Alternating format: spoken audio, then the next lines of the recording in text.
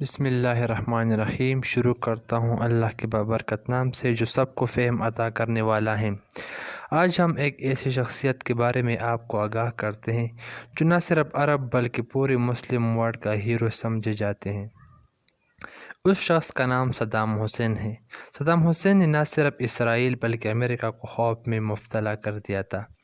Saddam Hussein 28 April 1937 کو ٹکریٹ شہر کے قریب اوجا کے گاؤں میں پیدا ہوئے تھے۔ اس کا باپ اور بھائی صدام حسین کی پیدائش سے پہلے ہی فوت ہو چکے تھے، کیونکہ صدام حسین کا والد اور بھائی دونوں کینسر کے مریض تھے، جس کی وجہ سے ان دونوں کی موت واقع ہوئی۔ صدام حسین کی پیدائش سے پہلے ہی اس کی والدہ بہت پریشان تھی، جس کی وجہ سے صدام حسین کی والدہ نے خودکشی کی کوشش بھی کی تھی۔ صدام حسین ایک بہت غریب علاقے میں پیدا ہوئے، اس وجہ سے صدام حسین جیسے ہی پیدا ہو گئے تھے تو ان کے چچا خیر اللہ اپنے پاس بغداد لے کے گئے تھے۔ چند سال بعد بغداد سے واپس آئے۔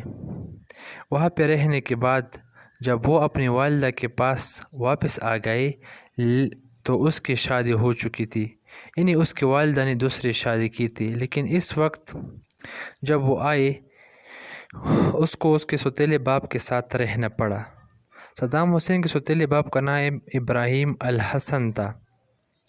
وہ اپنے والدہ اور سوتیلے والد کے ساتھ رہنے لگے، لیکن ابراہیم الحسن جو صدام حسین کے سوتیلے باپ تھے اس کو خوب مارتے تھے، بلکہ ریگولرلی مارتے پیٹتے تھے۔ اس سے تنگ آ کر صدام حسین نے 10 سال کی عمر میں اپنے چچا کے پاس بغداد بھاگ کر چلے گئے تھے۔ یعنی 10 سال کی عمر کو جب وہ پہنچے تو وہ اپنے چچا کے پاس پھر بغداد چلے گئے تھے اور اپنے چچا کے ہاں مستقل رہنے لگے۔ ابتدائی تعلیم عراق کے ایک ہائی اسکول سے حاصل کی۔ سیکنڈری تعلیم حاصل کرنے کے بعد وہ عراق کے اسکول آف لا چلے گئے۔ 3 سال لا کی تعلیم حاصل کرنے کے بعد 1957 کو اسکول چھوڑ کر ایک پارٹی جو آباد پارٹی کے نام سے تھا جوائن کیا۔ یہ اصل میں ایک انقلابی پارٹی تھی جو عراق میں انقلاب لانے کے لیے سرگرم تھی۔ صدام حسین کے چچا بھی اس پارٹی کو سپورٹ کرتے تھے، اسی وجہ سے صدام حسین نے بھی اس پارٹی کو جوائن کیا اور انتہائی کم وقت میں صدام حسین اس پارٹی کے ایک اہم رکن بن گئے۔ صدام حسین ابتدا سے ہی بہت بہادر تھے، کیونکہ جب اس پارٹی کا پارٹی کا سربراہ جس کا نام قاسم تھا، اس کو مارنے میں صدام حسین نے بہت بہادری دکھائی تھی۔ وہ اصل میں یوں تھا کہ آباد پارٹی کے سربراہ سارے ممبرز UAR یعنی یونائٹڈ عرب ریپبلک جوائن کرنے کے لیے ہاں کہا تھا، اور قاسم جو اس پارٹی کا سربراہ تھا اس نے انکار کر دیا۔ اس پر پارٹی کے سارے ارکان نے قاسم کو مارنے کا پلان بنایا اور صدام حسین نے ان کی گاڑی پر حملہ کیا، جس میں وہ بچ گئے۔ قاسم کو گولی لگی، اس وجہ سے صدام حسین کو 3 سال کے لیے عراق بھی چھوڑنا پڑا۔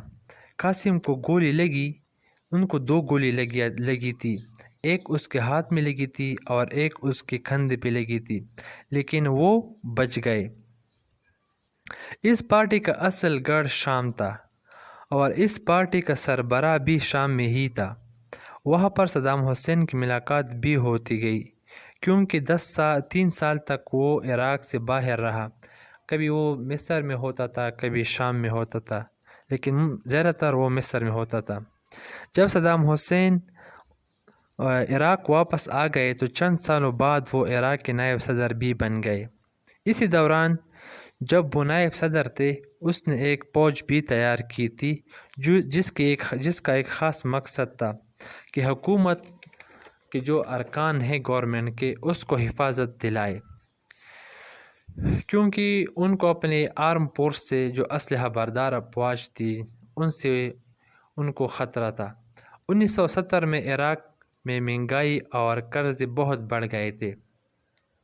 صدام حسین نے عراق کے تیل کی کمپنیاں اور بینک کو قومی ادارے میں شامل کر دیے، اس لیے کہ ملک کو جلد از جلد اپنے پیروں پہ کھڑا کر دیا جائے، اور صدام حسین یہ سمجھتے تھے کہ ایسا کرنے سے وہ اپنے ملک کی معیشت کو بہت جلد ہی سنبھال لیں گے۔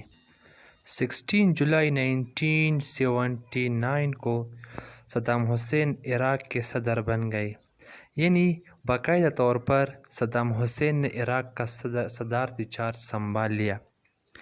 صدام حسین بہادر تو پہلے سے ہی تھے، لیکن صدارتی چارج سنبھالنے کے بعد، عراق کا صدر بننے کے بعد صدام حسین اور بہادر اور جرأت مند بن گئے، یعنی انہوں نے جو فیصلے کرنا شروع کر دیے وہ انتہائی جرأت مندانہ فیصلے تھے۔ 1980 میں ایران عراق وار شروع ہو گئی، یعنی عراق نے ایران پر حملہ کر دیا۔ اس جنگ میں عراق کو بہت ساری کامیابیاں حاصل ہوئی، اور ایران کے بہت سے علاقے پر عراق نے قبضہ بھی کر لیا تھا۔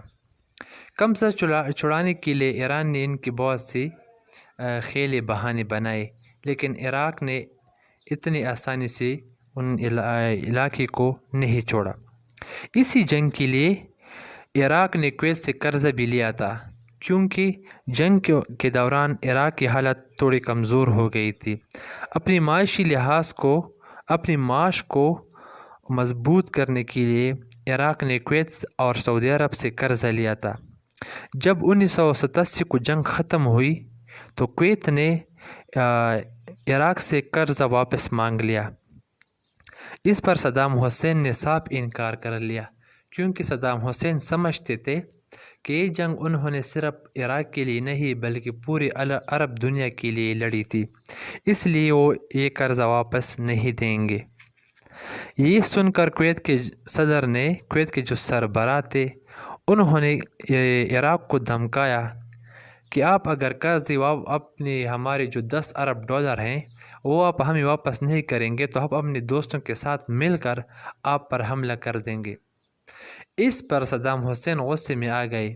اس سے پہلے کہ کویت عراق پر حملہ کرتے، صدام حسین نے سارے فوج اکٹھا کر دی اور کویت پر حملہ کر دیا۔ چند ہی گھنٹوں میں پورے کویت پر عراق کے صدر صدام حسین کا قبضہ ہو گیا، یہاں تک کہ صدارتی جو محل تھا اس پر بھی ہیلی کاپٹر کے ذریعے فوجی اتار کر اس پر بھی قبضہ کر لیا۔